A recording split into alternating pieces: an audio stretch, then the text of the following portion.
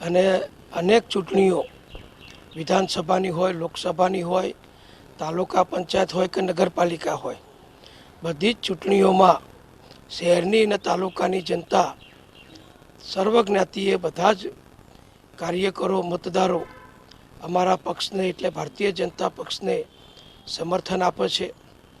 અને આ વખતે પણ અમારી કડીની જે પેટા ચૂંટણી હતી એ પેટા ચૂંટણીમાં અમારા ભારતીય જનતા પક્ષના ઉમેદવાર રાજેન્દ્રભાઈ ચાવડાને અત્યારે મને જે છેલ્લી માહિતી મળી એ પ્રમાણે લગભગ 38,000 કરતાં વધુ મતની લીડ અમે મેળવી દીધી છે.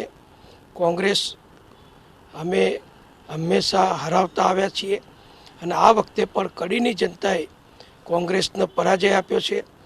અને હજુ એકાદ રાઉન્ડ, 2 રાઉન્ડ બાકી હશે તો મને વિશ્વાસ છે કે 39થી 40,000 મતે કડીમાં ભાજપનો જંગી બહુમતીથી વિજય થશે. કડીની સીટ એ આ વખતે કેટલાક લોકો અને ખાસ કરીને કોંગ્રેસવાળા જે અફવાઓ ફેલાવતા હતા કે ભાજપમાં આ વખતે મતદાન ઓછું થયું છે, પ્રજા અમારી સાથે છે વગેરે વગેરે. અને ગુજરાત પ્રદેશ કોંગ્રેસના પ્રમુખ માનનીય શક્તિસિંહજી ગોહિલથી માંડી અનેક નેતાઓ કડીમાં પ્રચાર માટે આવ્યા હતા અને કડીની જનતાને જુદી જુદી રીતે ગેરમાર્ગે દોરવાનો ગામડાઓમાં, શહેરમાં નાની મોટી સભાઓ કરી અને પ્રયત્ન કર્યો, પણ કોઈ પણ રીતે પ્રજા એમની વાતમાં આવી નથી ને કદી ભૂતકાળમાં પણ આવી નથી, ભવિષ્યમાં પણ નહીં આવે.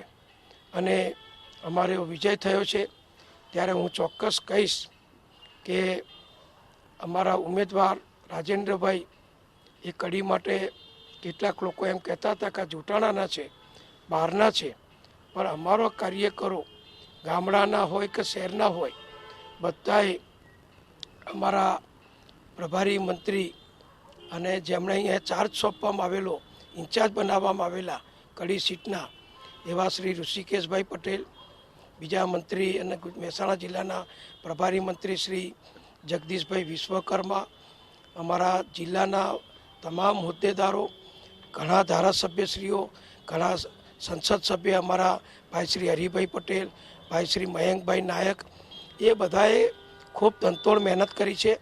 અને જિલ્લા પ્રમુખ શ્રી ગિરીશભાઈ રાજગોરના નેતૃત્વ હેઠળ સેંકડો કાર્યકરોએ કામ કર્યું છે. અને ખાસ કરીને અમારા વિનોદભાઈ પટેલ જે મહેસાણા ડિસ્ટ્રિક્ટ બેંકના ચેરમેન છે, એમણે ગામડે ગામડે જે સેવાઓ કરી છે, જે પ્રચાર કર્યો છે, લોકસંપર્ક જાળવી રાખ્યો છે. અને મારા વખતથી માંડી અને અત્યાર સુધી કડીની જનતા ભાજપના કામોથી પ્રેરાઈ છે, મોદી સાહેબના નામ અને દેશભક્તિથી પ્રેરાઈ છે.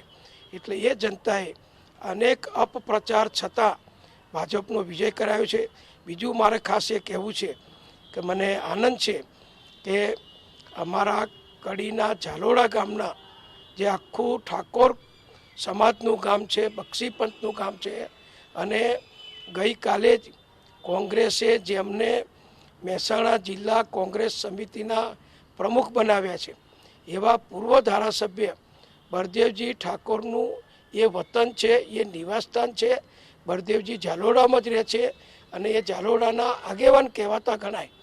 પણ ત્યાંના અમારા યુવાન કાર્યકરોએ, ઠાકોર સમાજના કાર્યકરોએ, વડીલોએ ઝાલોડામાં બળદેવજીના ગામમાં કોંગ્રેસ કરતાં કોંગ્રેસને લગભગ 1,000 મત મળ્યા અને ભાજપને 1,060 જેટલા મત મળ્યા છે. એટલે કોંગ્રેસ કરતાં ઝાલોડામાં બળદેવજીના ગામમાં ભાજપને વધારે મત મળ્યા છે.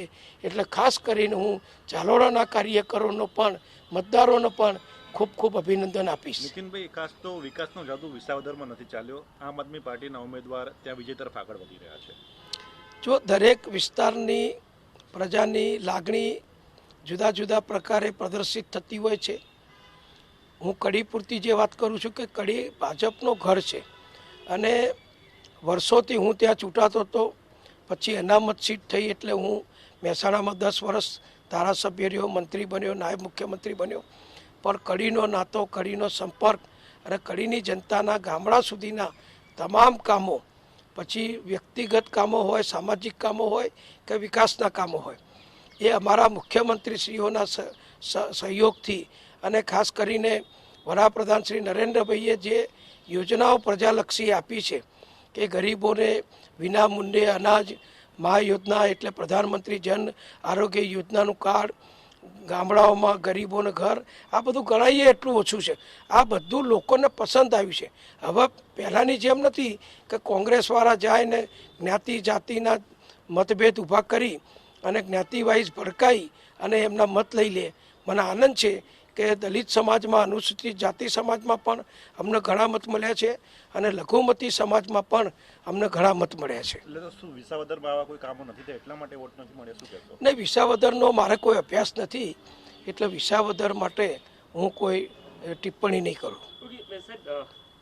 આમ આદમી પાર્ટીના કારણે આપને એવું લાગે છે કે ભવિષ્યમાં, તમે વર્ષોથી ગુજરાતની રાજનીતિને જાણો છો, 2022માં કોંગ્રેસને નુકસાન કર્યું હતું, અહીંયા તો વિજેતા બનીને સામે આવી છે, તો ભવિષ્યની રાજનીતિમાં આમ આદમી પાર્ટીનો આ પ્રકારનો ઉદય ગુજરાતમાં અને પેટા ચૂંટણી પણ જીતવી કેટલી અસર ગુજરાતની રાજનીતિ પર આપી રહ્યા છે? જો આ આપનો ઉદય નથી, આપના જ ઉમેદવાર એ સીટ પહેલાં જીતેલા હતા અને એમણે રાજીનામું આપ્યું.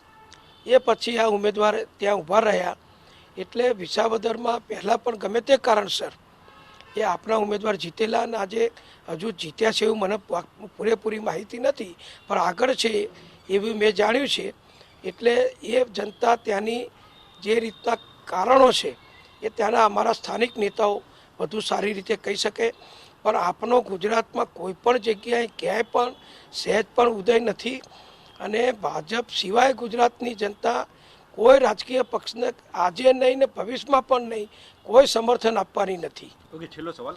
18 વર્ષથી ભાજપ મહેનત કરી રહ્યું છે વિસાવદર બેઠક જીતવા માટે, નથી જીતી શક્યું. આ કારણ શું માનો છો? પ્રાથમિક કારણ શું માનો છો? મેં કહ્યું ને, મારે કોઈ ત્યાંનો સ્થાનિક અભ્યાસ નથી એટલે હું કોઈ જાણકારી વિના મારો અભિપ્રાય આપવું એ યોગ્ય નથી. Okay, thank you so